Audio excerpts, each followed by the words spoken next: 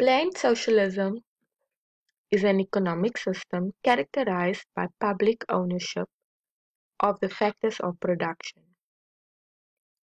Decision-making is centralized and coordinated by central authority, such as in North Korea and the former Soviet Union.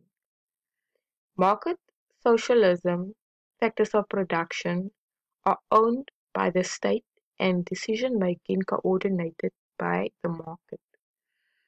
A capitalist market economy is characterized by private ownership of the factors of production, and decision-making is decentralized and rests to the owners of factors of production and the decisions coordinated by the market mechanism.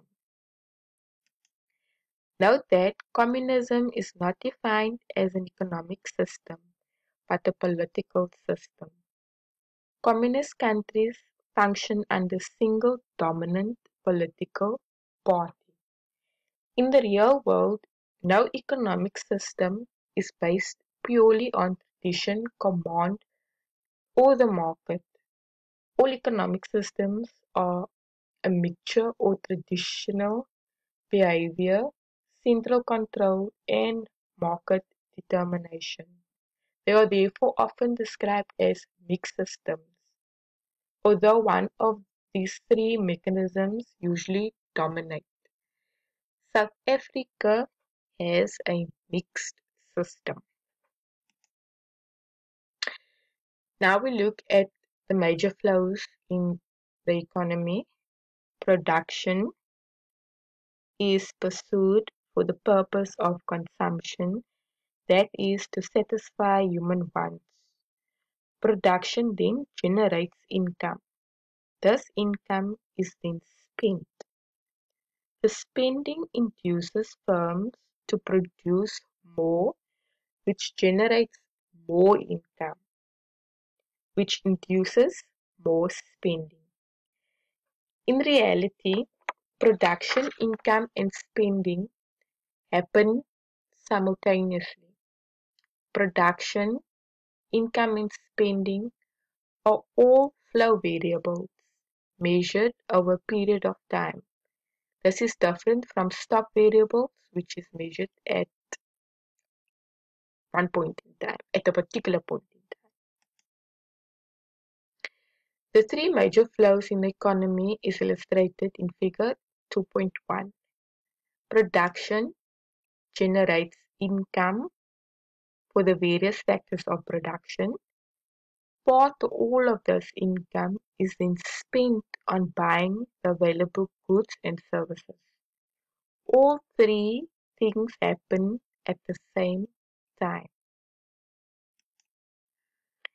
There is a continuous flow of production, income, and spending. Production is comprised of four factors of production: natural resources, labor, capital, and entrepreneurship. Income is the reward or earnings of factors of production. Natural resources earn rent, labor earns wages and salaries, capital earns interest, and entrepreneurship earns profit. Spending, expenditure by all sectors of the economy.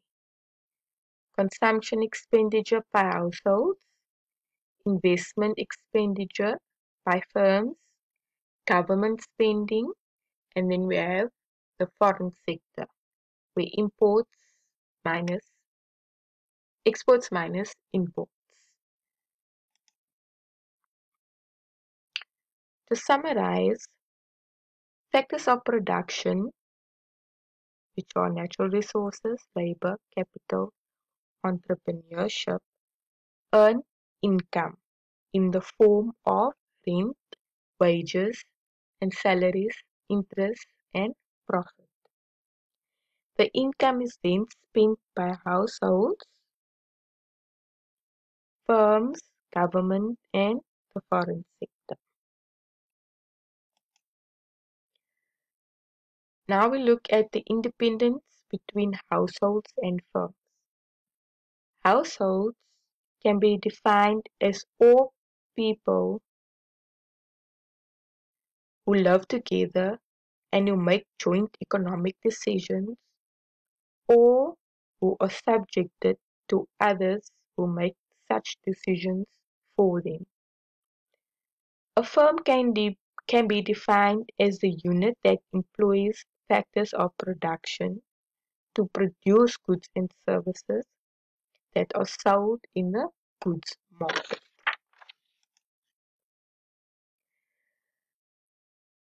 Households is a basic decision-making unit in the economy.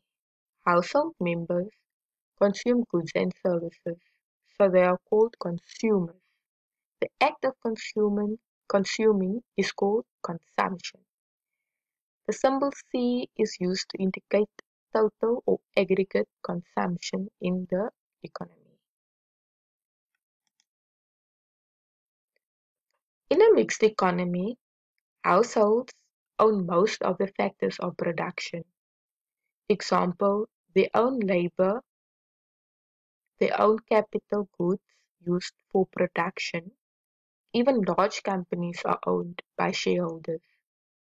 Households sell their factors of production to firms, who then produce goods and services that households want to purchase.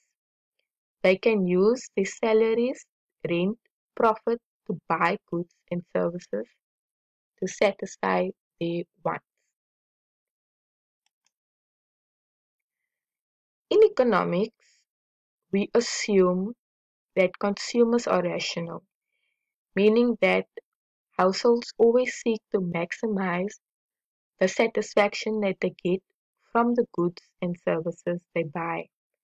Example, if you get a greater satisfaction from drinking coffee than tea, then it would be a rational decision to buy coffee instead of tea so that you maximize your own satisfaction.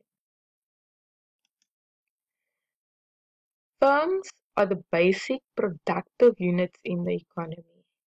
They are primarily engaged in production.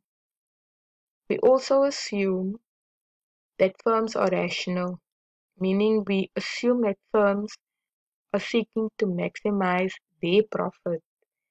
Profit is the difference between revenue and cost.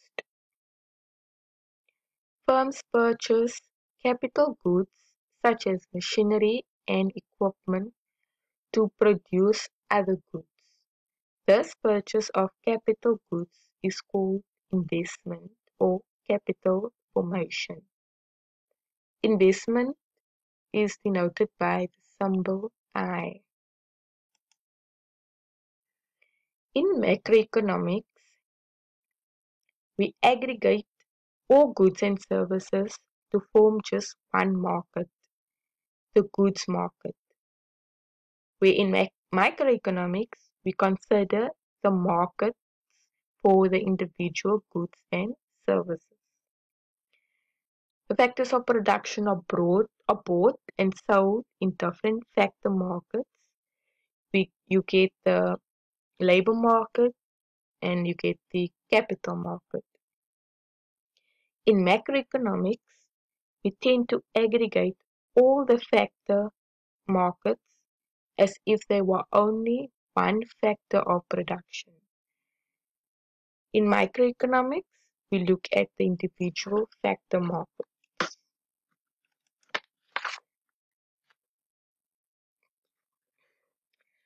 The circular flow of goods and services through the goods and factor market between households and firms can be illustrated with the aid of a diagram.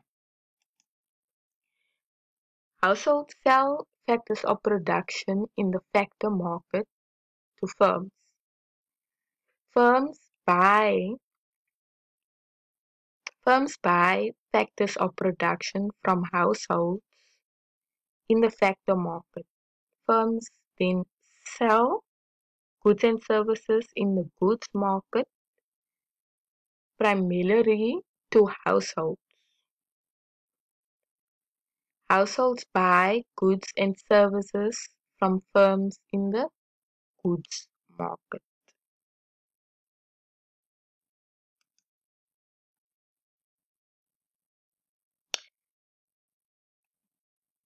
In Figure 2.2, it is shown how goods and services flow between households and firms.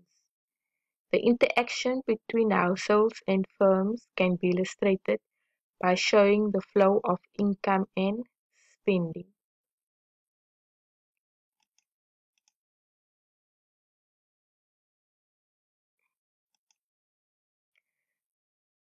The flow of income and spending happens in reverse order to that of goods and services.